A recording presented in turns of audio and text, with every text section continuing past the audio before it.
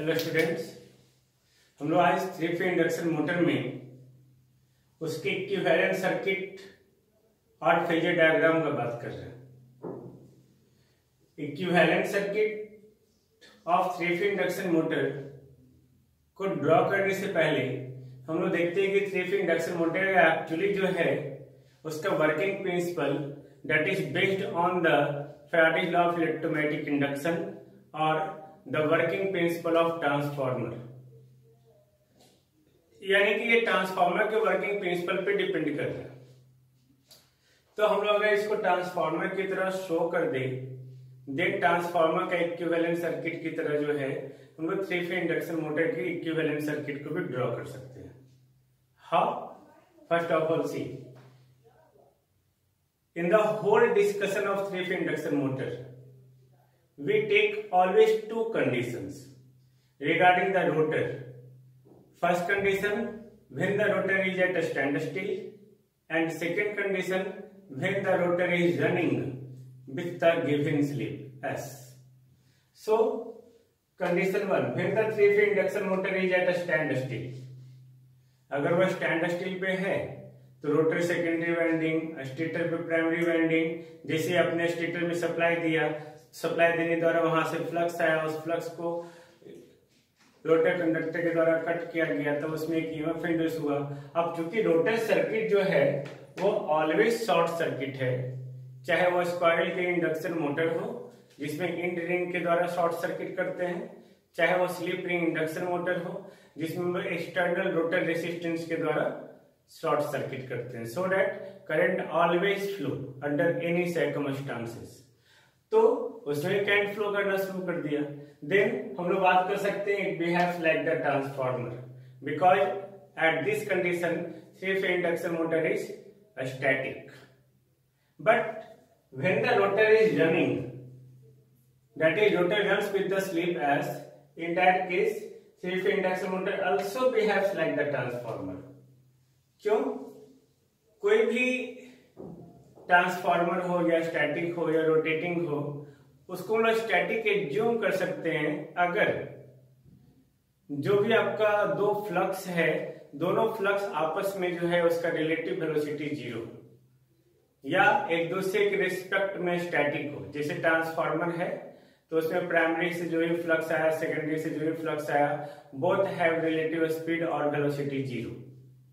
अगर हम लोग ये प्रूफ कर दे देन आल्सो हम लोग इस कंडीशन में भी, यानी कि रोटर जब मूव कर रहा है उस कंडीशन में भी बात कर सकते हैं कि 3 फेज इंडक्शन मोटर जो है ट्रांसफार्मर की तरह है। Then it is so simple because the RMF speed of the stator is synchronous speed ns and the RMF speed of the rotor that is also the synchronous speed। आप इसको देख सकते हैं रोटर स्पीड में, okay, in that case, और speed relative speed के video lecture में, in that case the relative speed और the RMF speed of rotor with respect to RMF speed of the stator is always 0 because ns minus ns equal to what? 0। सो हमने equivalent circuit को और 3 phase induction motor के equivalent circuit को transformer की तरह represent कर सकते हैं। नाउ एक प्रॉब्लम अब और है, ट्रांसफार्मर के केस में लोड इलेक्ट्रिकल था, बट 3 फेज इंडक्शन मोटर है तो मैकेनिकल लोड होगा।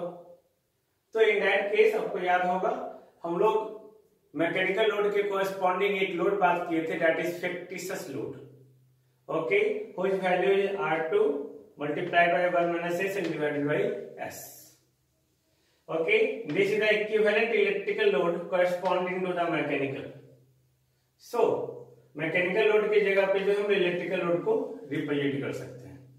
now the equivalent electric circuit of the 3 phase induction motor, okay, may be shown in the figure।